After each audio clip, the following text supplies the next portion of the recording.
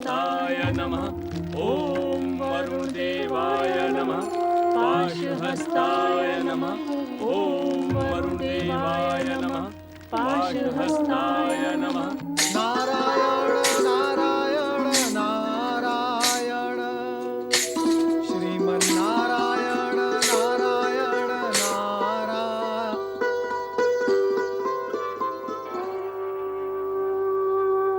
नारायण नारायण। प्रभु, ये आपकी कैसी लीला है? क्या आवश्यकता आ पड़ी थी ऐसी लीला रचाने की? प्रभु प्रभु, वर्षों से धरती पर वृष्टि नहीं, दूर दूर तक कहीं जल दिखाई नहीं देता। मनुष्य, प्राणी, पशु, पक्षी जल के अभाव में मृत्यु का ग्रास बनते जा रहे हैं। हे प्रभु, दया करो प्रभु, दया करो और समेट लो अपनी विनाशकारी लीला को। प्रभु दया करो। नारायण नारायण।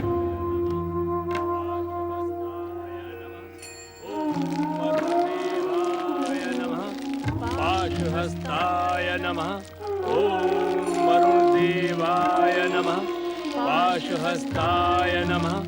ऋषि गौतम और उनकी धर्मपरायण पत्नी अहिल्या। नारायण नारायण। वरुण देव का आह्वान कर रहे हैं। धन्य है ये धरती, धन्य है जहां पीड़ा और परहित का चिंतन करने वाले ऐसे प्राणी विद्यमान है। धन्य है ये धरती, धन्य है। ऐसी पुण्यात्माओं का पुण्य अब अधिक समय तक इस दुर्भिक्ष को धरती पर टिकने नहीं देगा। नारायण नारायण। चलो नारद, स्वर्गलोक चले, जहां देवराज इंद्र धरती की पीड़ा से व्याकुल अवश्य होंगे। नारायण नारायण।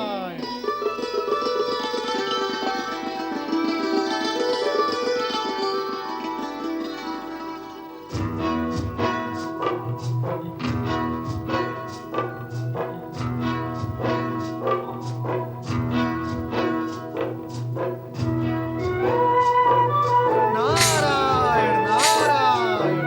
वो देखो, वो वहां देखो, मयूर और मयूरी दोनों उन्मत्त होकर नृत्य कर रहे हैं। हाँ स्वामी, कितना सुंदर लगता है। आज तो गगन विहार में आनंद ही आ गया। नारायण नारायण। आनंद विहार हो रहा है देवराज। हाँ देवर्षि, सुंदरता देखकर प्रसन्नता तो होती है। अवश्य होती है, किंतु प्रसन्नता के अगल बगल में यदि निश्चिंतता और सुरक्षितता भी हो तो प्रसन्नता को प्रसन्नता पूर्वक भोगने का आनंद परम आनंद तक जा सकता है। हमारी इस प्रसन्नता में कई बाधाएं हैं देवर्षि।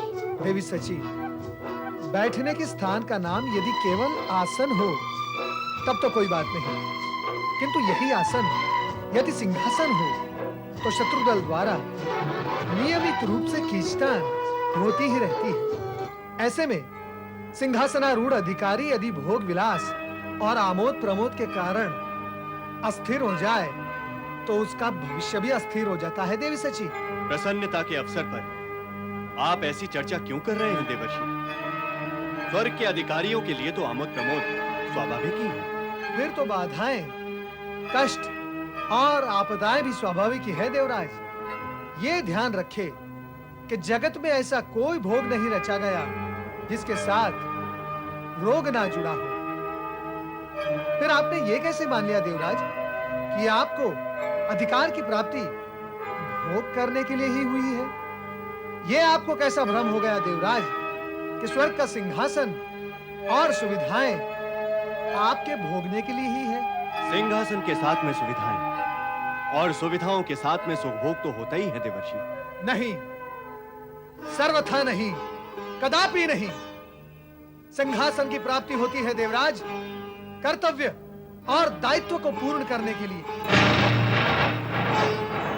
सुविधाओं की प्राप्ति होती है यथाशीघ्र पीड़ितों को सुविधाएं उपलब्ध करने के लिए, किंतु आप आप जिस धारणा, सिद्धांत और मान्यता को लेकर गतिशील है देवराज, उसके अनुसार तो हर सत्ताधारी पद, स्थान और सुविधा का लाभ केवल भोगने के लिए ही लेने लगेगा।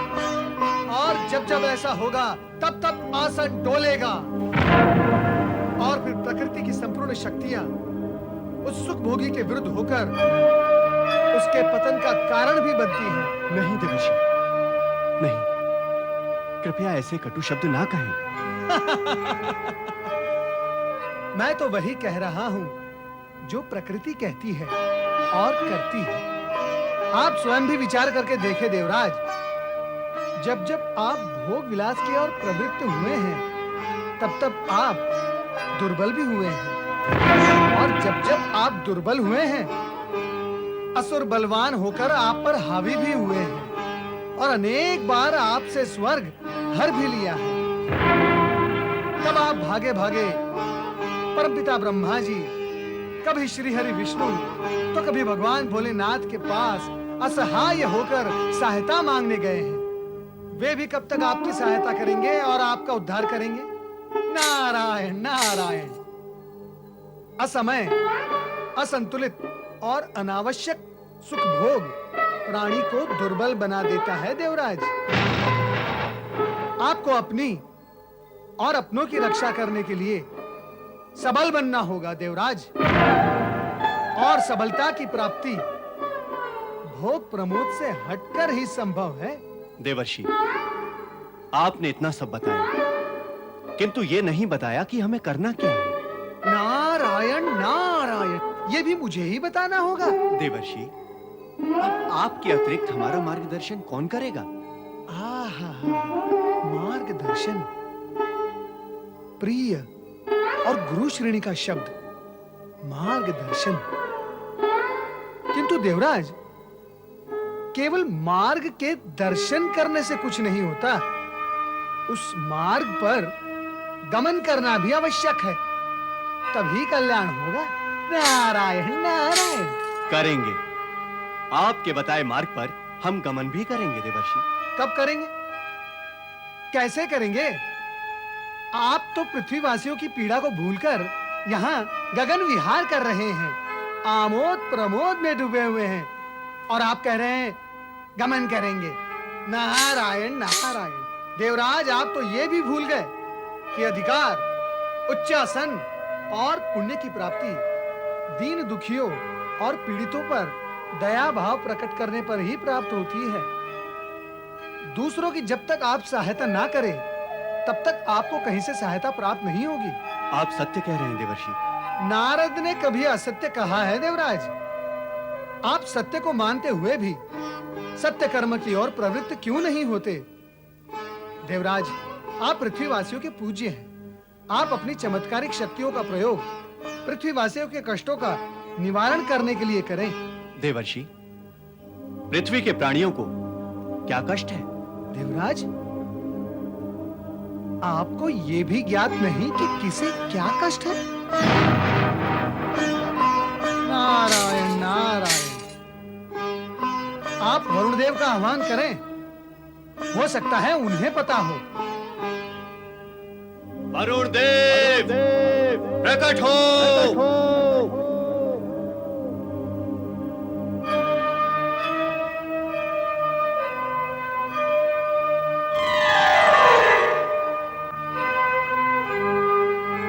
मेरी क्या आवश्यकता पड़ गई देवराज? वरुण देव, क्या आपको पृथ्वी के प्राणियों के कष्ट के संदर्भ में कुछ ज्ञात है? क्षमा करे देव ऋषि, मैं पृथ्वीवासियों के कष्ट से अनभिज्ञ हूँ। कैसे चलेगा जगत का कार्य? कौन मानेगा आपको जल का देवता? और कब तक जन साधारण आपकी मान्यताओं को अस्वीकार कर देगा? सह्याद्री क्षेत्र में भीषण अकाल पड़ा है, अकाल, और आपको कुछ भी ज्ञात नहीं। अरे मानव होकर भी ऋषि गौतम और उनकी पत्नी अहिल्या जनहित में आराधना कर रहे हैं, और आप नारायण नारायण। मैं आपका संकेत समझ गया देव ऋषि। मेरा उद्देश्य आपको संकेत करके समझाना मात्र नहीं है वरुण देव। मेरा उद्देश्य आपको जन पीड़ा निवारण हेतु प्रवृत्त करना है। आप उन्हें पीड़ा मुक्त करें। मैं इसी समय पृथ्वी की ओर प्रस्थान करता हूँ। नारायण नारायण।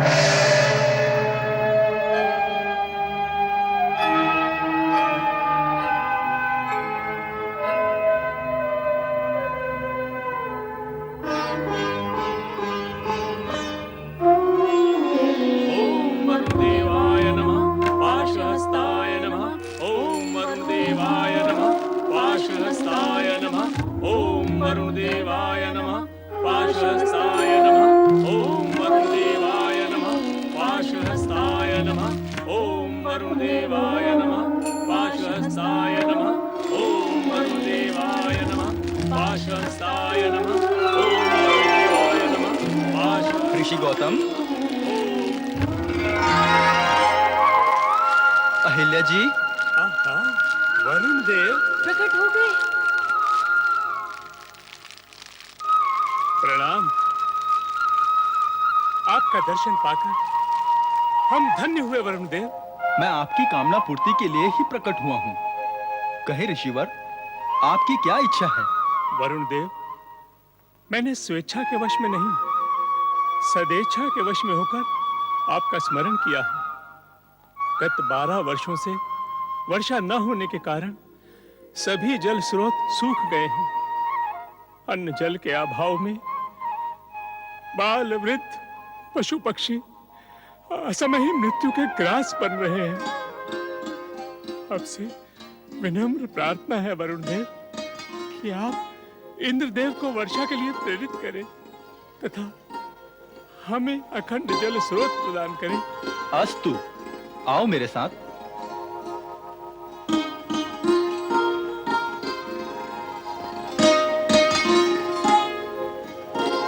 ओम नमः शिवाय।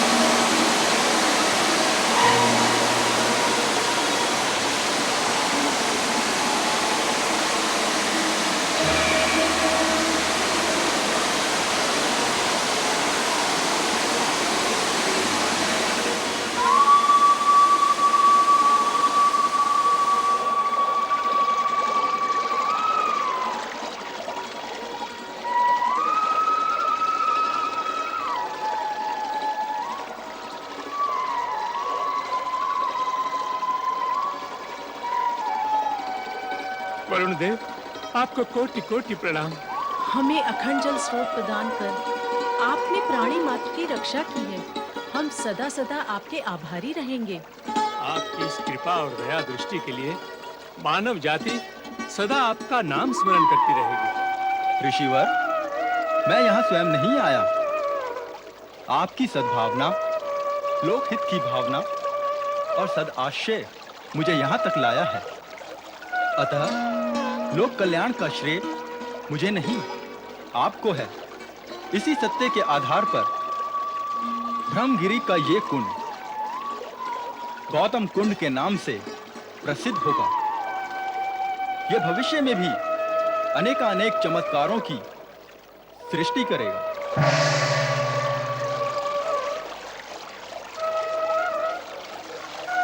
ओम वरुण देवाय नमः।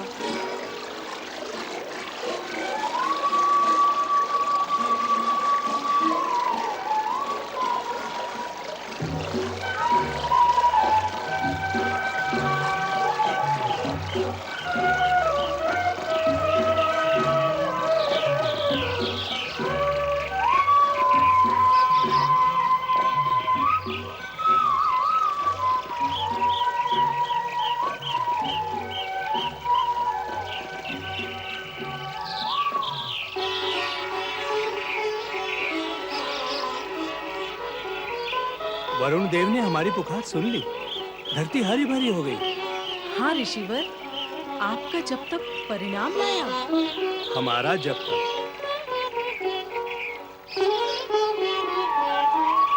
ओम नमः शिवाय, ओम नमः शिवाय, ओम नमः शिवाय, ओम नमः शिवाय, ओम नमः शिवाय, ओम नमः शिवाय, ओम नमः शिवाय, ओम नमः शिवाय। ऋषि गौतम और देवी अहिल्या का तप फलीभूत हुआ। जलकुंड के होने से अब जल का अभाव नहीं रहेगा। उनका गुणगान करने की क्या आवश्यकता है स्वामी?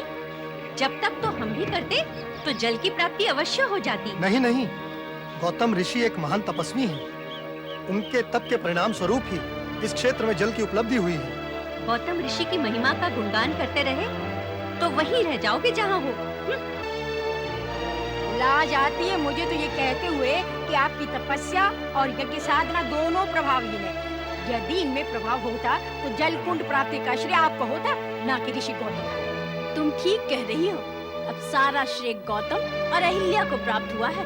अब वे दोनों अभिमानी हो जाएंगे और हमें उस जल कुंड से जल लेने में ला जाएगी। यह तुम्हारा संकीर्ण विचार है, ऐसा कुछ भी नहीं है। ऐसा ही है। उन दोनों को सदा अभिमान रहेगा कि जल की प्राप्ति उनके तपोबल से हुई है, और हम सब सदा लज्जित रहेंगे कि हमारे पति अपने तप का बल नहीं दिखा सके। अब हमारे भाग्य में ऐसे पति है ही नहीं जो अपने तपोबल से जल की प्राप्ति कर सके। तो अब दुखी होने से क्या लाभ? स्थिति को समझो। गौतम ऋषि की महानता के सम्मुख हम कुछ भी नहीं। इसीलिए अब हमें सदा के लिए अहिल्या के सम्मुख नीचा देखना पड़ेगा। हमें तो इस समय भी जल कुंड से जल लेने के लिए जाना ही है। वहाँ अहिल्या होगी ही, गर्व से तनी हुई, और हमें दृष्टि नीचे किए मौन रहकर जल भरकर लौट आना ही पड़ेगा। जन्म लेकर ऋषि पत्नी बनने से अधिक अच्छा था कि हम पशु पक्षी बन जाते। अधिक अच्छा तो ये होता कि हम जन्म ही न लेते। अब कब तक भाग्य को कोसती रहोगी? चलो चलकर जल भर लाएं।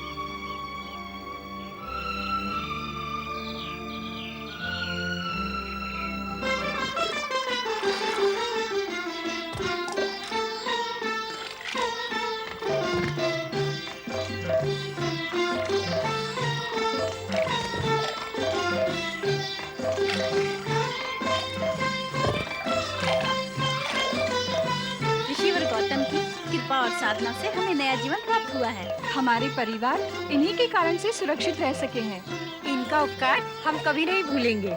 हमारी आने वाली भावी पीढ़ी भी इनका उपकार याद रखेगी। बोलो ऋषि गौतम की, बोलो माता अहिल्या की।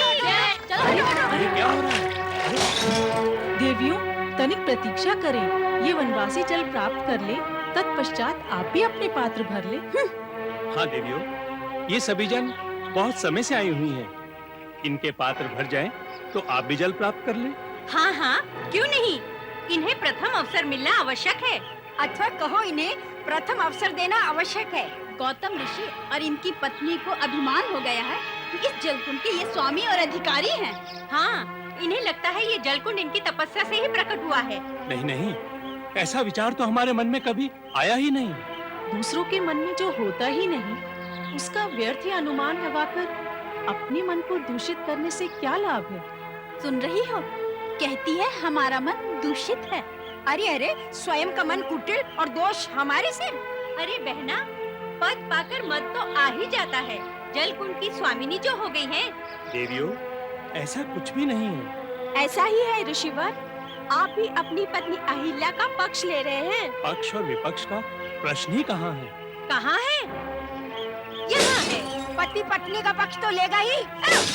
नहीं चाहिए हमें तुम्हारे जल का कर। मन की कुटिलता और दोष जल में तो आएगा ही। ये हमारा अपमान है। इस अपमान का प्रतिशोध हम अवश्य लेंगे। अब चलो यहाँ से। यहाँ खड़े रहकर इनका श्रीमुख नहीं देखता है। चलो।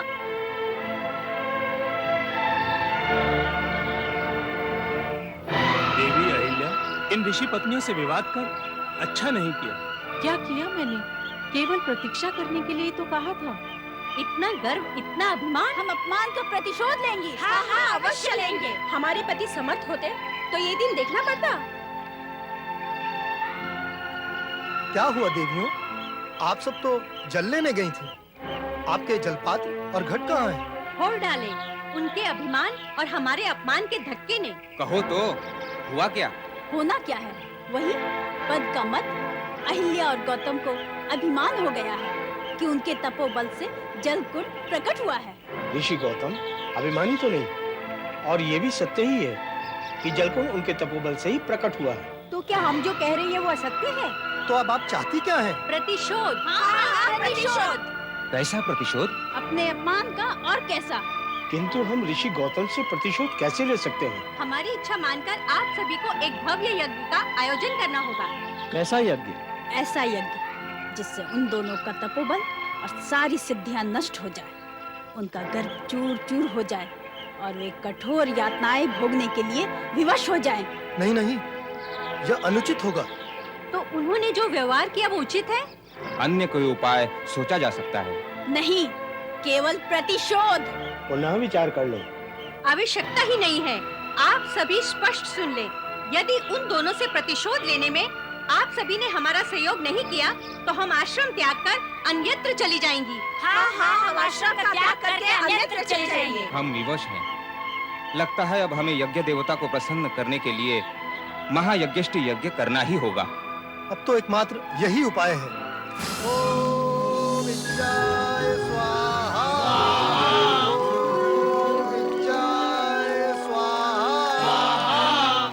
ओम विद्याय स्वाहा। ओम महिजाय स्वाहा। ओम महिजाय स्वाहा। ओम महिजाय स्वाहा। ओम पराय यज्ञ पुरुषाय स्वाहा। ओम पराय यज्ञ पुरुषाय स्वाहा। ओम पराय ईशाय स्वाहा।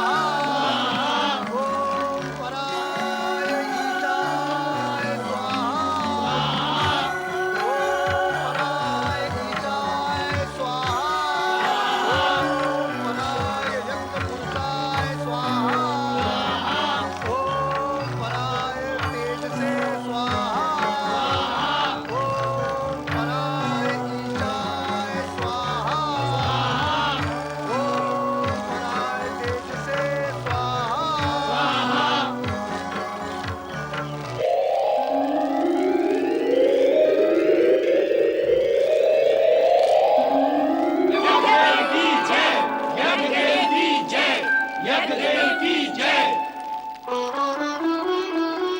ऋषिगण, बताइए कि किस उद्देश्य से आपने इस यज्ञ द्वारा मेरा आवाहन किया है? यज्ञ देव, हम गौतम और अहिल्या से अपने अपमान का प्रतिशोध लेना चाहते हैं।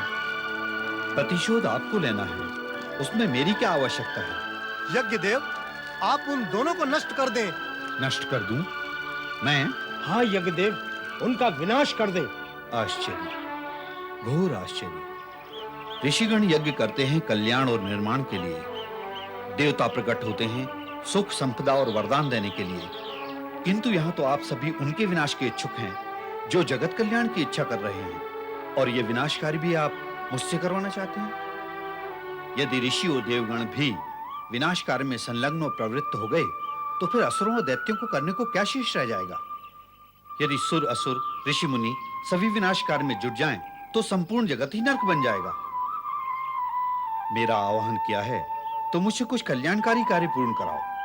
विनाशकारी तो प्राणी बिना कहे और रोकने टोकने पर भी करते रहते हैं। वे अभिमानी हो गए हैं यज्ञदेव, और अभिमानी का विनाश करना भी कल्याणकारी कार्य है। वे अभिमानी हो गए हैं ये आप मानते हैं, मैं नहीं। आवश्यक नहीं कि जो आप मानते हैं उसे मैं भी मान्यता दूं। मैं गौतम ऋषि का अहित नहीं करूंगा। आप दुर्भावना को त्याग कर कोई वरदान मांग लें, वही आपके हित में उचित होगा। यज्ञ देव, हमारे आह्वान पे आप प्रकट हुए हैं तो आपको हमें यज्ञ का फल तो देना ही होगा। वही देने तो मैं आया हूँ। यज्ञ फल के रूप में हमें गौतम और अहिल्या का विनाश ही अभिष्ट है। यज्ञ का फल विनाश के रूप में न कभी हुआ है और न ही भविष्य में कभी होगा। विनाश यदि यज्ञ जैसे पवित्र और कल्याणकारी कार्य की ओट में आकर छिप जाएगा तो पृथ्वी पर मृत्यु दुर्भावना के घुंघरू बांधकर दुख और पीड़ा की मृदंग पर नंगा नृत्य आरंभ कर देगी। अब क्या करें? यज्ञदेव, गौतम का प्रत्यक्ष अहित नहीं करेंगे तो अप्रत्यक्ष ही कर दे। ऐसी ही युक्ति करनी होगी। एक उपाय है। हे यज्ञदेव, यदि आप प्रत्यक्ष रूप में गौतम ऋषि का अहित नहीं करना चाहते तो हमारी प्रार्थना स्वीकार करें। कहो। आप एक दुबली पतली मरणासन्न गाय का रूप धारण कर गौतम ऋषि के आश्रम में जाएं और वहां पर अपने प्राण त्याग दें, ताकि उन पर गौ हत्या का पाप लग सके और हम उन्हें प्रायश्चित करने के लिए विवश कर सकें। प्रत्यक्ष क्या और अप्रत्यक्ष क्या, आप मेरे द्वारा गौतम ऋषि का अहित करवाना चाहते हैं, ये अनुचित है। आप कोई वरदान क्यों नहीं मांग लेते अपने हित में? यज्ञ देव, आप प्रकट हुए हैं तो यज्ञ का फल देने के लिए भी प्रतिबद्ध हैं। यज्ञ का फल याचक की इच्छा अनुसार ही दिया जाता है। आपको हमारी प्रार्थना माननी ही होगी। प्रकट हुआ हूं तो फल अवश्य देना पड़ेगा। मैं मरणासन्न गाय बनूंगा। अब देखेंगे उन दोनों की दुर्दशा का खेल। गौतम और अहिल्या दोनों ही कलंकित हो जाएंगे। और कलंक मृत्यु के समान होता है।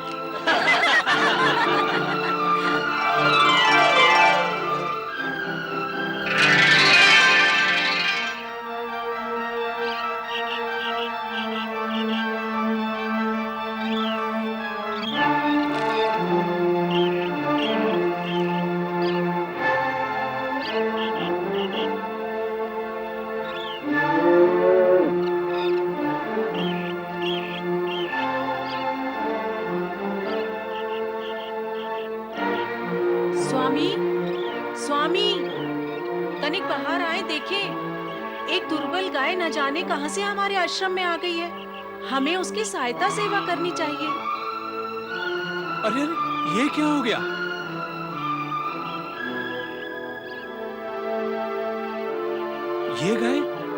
ये गाय हमारे क्षेत्र की नहीं है। तो फिर कहाँ की है? किसी अन्य क्षेत्र से आई है।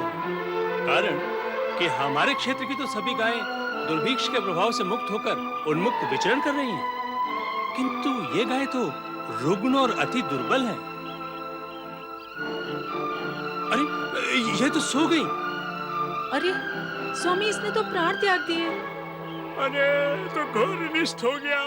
अब क्या होगा? तो माता, मैंने क्या अपराध किया था जो आपने मेरे आंगन में आकर प्राण त्याग दिए? अरे गाय ने तो प्राण त्याग दिए। गाय ने प्राण त्याग दिए अथवा उसके प्राण हर लिए गए? प्राण हर लिए? किसने? और कौन था यहाँ? कौन हरेगा इसके प्राण? ये आप क्या कह रहे हैं? जो कुछ भी कहें भली भांति विचार कर कहें। पहला आश्रम में एक ऋषि द्वारा गौवध कैसे हो सकता है? हुआ है, हो गया है, अर्थात हो चुका है। अब कैसे होने का प्रश्न ही कहाँ उठता है। नहीं नहीं, ये सत्य नहीं है। क्या ये सत्य है कि इस गाय ने इस आश्रम में प्राण त्यागे हैं? क्या ये भी सत्य है कि इस गाय ने इस आश्रम में तुम दोनों की उपस्थिति में प्राण त्यागे हैं? तुम दोनों ने मिलकर गौ की हत्या की है। तुम दोनों गौ हत्यारे हो। गौ हत्या के पापियों, धिक्कार है तुम्हें और तुम्हारे जीवन को। आज तक किसी ऋषि ने गौ हत्या का अपराध नहीं किया है। हमने ये अपराध नहीं किया है। अपराधी कब मानता है कि उसने अपराध किया है? हम अपराधी हैं ही नहीं। तुम यहाँ से चले जाओ, ब्रह्मगिरी की भूमि छोड़कर। हाँ, तुम्हें यहाँ से जाना ही होगा। किंतु क्यों? क्योंकि तुम गौ हत्यारे हो और गौ हत्यारे का मुख देखना भी पाप है। तुम यहाँ रहोगे तो नित्य हमें तुम्हारा मुंह देखना पड़ेगा। तुम्हारा मुख देखकर हमारा जीवन भी दूषित हो जाएगा। शीघ्र ही त्याग दो इस आश्रम को। जब तक तुम यहाँ रहोगे तब तक अग्निदेव और पितृ हमारे किसी हव्य कव्य को ग्रहण नहीं करेंगे। अपने पाप की छाया से हमें मुक्त करो। जाओ, चले जाओ यहाँ से। व्यर्थ और अकारण ही गौ हत्या का दोष हम पर मढ़ा जा रहा है। न जाने यह दुर्बल गाय कहां से यहाँ आ गई। हम इसकी सेवा करें इससे पहले ही। बस बस, अधिक कुछ कहने की आवश्यकता नहीं है। यदि तुम दोनों ने शीघ्र इस आश्रम का त्याग नहीं किया तो हम सह्याद्री क्षेत्र के सभी ऋषि कुलों को एकत्रित कर तुम्हारे इस गौ हत्या के पाप को उनके सम्मुख रखेंगे। ऐसा अनर्थ करना क्यों चाहते हो? क्योंकि तुम गौ हत्यारे हो। स्वामी, ये अचानक कैसी विपदा आ पड़ी हम पर। विधाता जब विपरीत होते हैं तो ऐसी दुर्घटनाएं घटती हैं देवी। सब समय की बलिहारी है। विचार विनिमय मैं भाग्य रुदन यहाँ से कहीं दूर जाकर करो। अब आप सभी ने ये मान लिया है कि हमने गौ हत्या की है और हमारा कोई तर्क आप सुनना मानना नहीं चाहते तो ठीक है, किंतु इतना आप अवश्य मानते होंगे कि हमारी शुद्धि का कोई उपाय और इस पाप से उबरने की कोई विधि अवश्य होगी। हाँ हाँ, सभी पापों से मुक्त होने का विधान है। तुम्हें अपने पाप को प्रकट करते हुए 3 बार ब्रह्मगिरी की परिक्रमा करनी होगी। यदि अपने पाप का प्रायश्चित करना चाहते हो तो गंगा का आह्वान कर उसी गंगा जल से स्नान करके अपने आप को पवित्र करना होगा। यही तुम्हारा प्रायश्चित है। हमें स्वीकार है, हम प्रायश्चित करेंगे। हम दोनों भगवान शिव की आराधना करते हुए यहाँ पार्थिव पूजन करेंगे। साथ ही ब्रह्मगिरी की परिक्रमा करके अपने निर्धारित प्रायश्चित को पूर्ण करेंगे। केवल इतने से ही प्रायश्चित पूर्ण नहीं होगा, तुम्हें गंगा को ब्रह्मगिरी पर्वत तक लाना होगा। जब तक तुम गंगा को यहाँ ब्रह्मगिरी तक लाने में सफल नहीं होते, तब तक तुम्हारा प्रायश्चित अपूर्ण रहेगा। नहीं देवियों, हम पूर्ण प्रायश्चित करेंगे। जीवन पर्यंत करते रहो प्रायश्चित।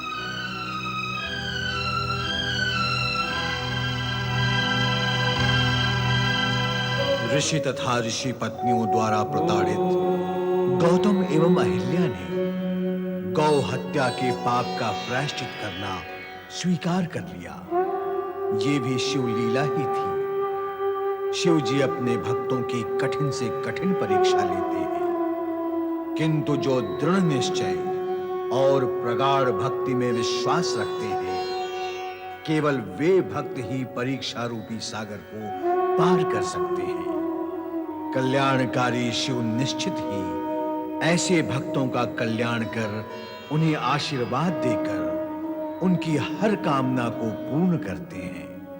ऐसे कल्याणकारी शिव के चरणों में बारंबार प्रणाम।